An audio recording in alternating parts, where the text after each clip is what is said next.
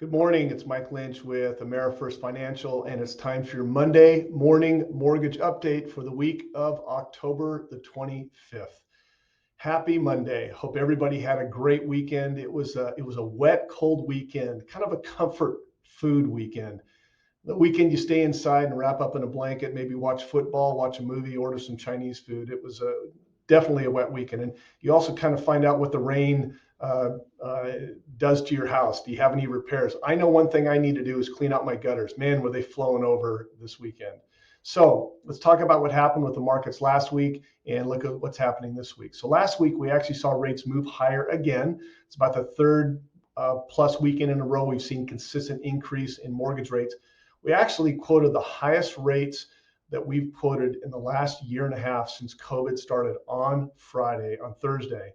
It's a little bit of a rally on Friday, but rates are definitely on the way up. We've been talking about this for months, that rates are slowly moving up. Let's talk about why. Let's talk about what's going to happen this week. So, three things we're going to look at this week: central banks around the world, inflation, and then kind of a modge podge of things, economic reports, COVID, things like that. So let's talk about central banks. A lot of foreign banks this week are having their third quarter meeting, just like our Fed is going to have its meeting next week. And those meetings are impactful because these are major economies in the world, and they're really going to announce what their rate policy is going to be for the third quarter. So it's Canada, Japan, ECB, European Central Bank, Brazil, and a few others. And what are they going to say about their rate policies? Are they going to start to increase their rates, which some have indicated that that's going to happen? Are they going to taper? We've talked about that, buying less of their bonds to try to stop artificially keep those rates down. And how will this impact our Fed and what it's going to do next week when it has its FOMC meeting? So these reports, this news really is the last bit of news that the Fed's going to receive before they go into their meeting next week. Second thing is inflation. Boy, it's been rising for months now. We've been talking about it every single week. It's been one of the top three things that is affecting mortgage rates.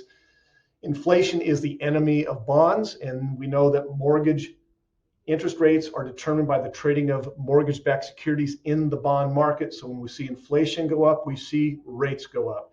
A lot of different types of inflation: wage inflation, quantity inflation, price inflation, energy, oil inflation. You know, it's going to cost you more to buy a gallon of milk, but you also may be buying a roll of toilet paper, paying the same price, but the roll's smaller.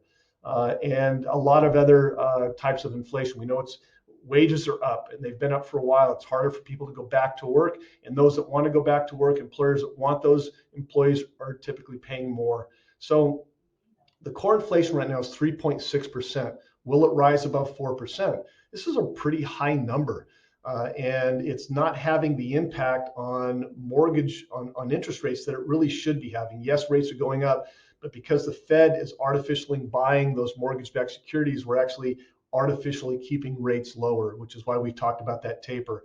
So we all know that it costs more to buy things. Jerome Powell last week actually finally admitted that inflation is probably more sticky than he's been saying. He said it's transitory, it's not here to stay, it's not permanent, but we know now that inflation is probably here to stay. Major companies have been saying that inflation, their prices that they've been raising, are not probably going to go back down.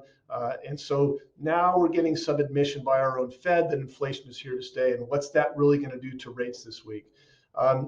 This week on Friday, a big report coming out, the PCE, the personal consumption expenditure, which really shows the Fed what inflation is doing. It strips out food and energy costs, and it's the number one favorite indicator of what's happening with inflation. And this report they're going to get before they go into their FOMC meeting, their Fed meeting next week. So it's a really, really important report. And another type of inflation is shortages of supplies. We've talked about this, supply chain disruptions. Magnesium, it's a big word, and it's the number one, it's the main component of most electronics. And did you know that China produces 50% of the world's magnesium, and they have announced a shortage in the production of magnesium because energy costs are going up. So now this could pose to be a big disruption to supply chains for electronics. And electronics are in everything. We know that. So what's this going to do long term to our supply chains and cause inflation to go up, supply and demand? If the demand's still there, but they can't make the products, then that causes prices to go up. Then the third thing is just a mosh-posh, economic reports and COVID. So no reports today. Tomorrow we have consumer sentiment, which actually gives us an indication of what consumers think about the future of economy. Now, if this is a low number, and there's some indications it might be, we actually could see a rally in mortgage rates and rates could come down. But then Wednesday, Thursday, and Friday, we've got some big economic reports coming out that really could drive those rates up.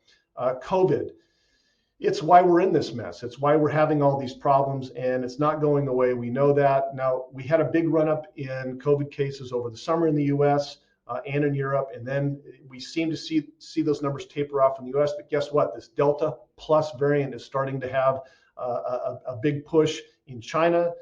They're already cracking down on the freedoms as far as people getting out and going between different districts.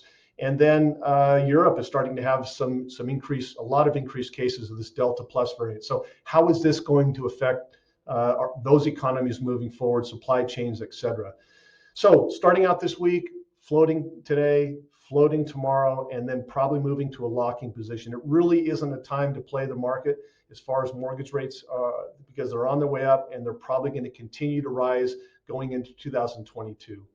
If you have any questions on your clients do on mortgage rates, please give me a call. I'll be more than happy to give you any advice and suggestions. If you know somebody that benefits from this video, please forward it to them. If you have any comments, I'd love to hear them. Have a productive week, and we'll talk to you next week.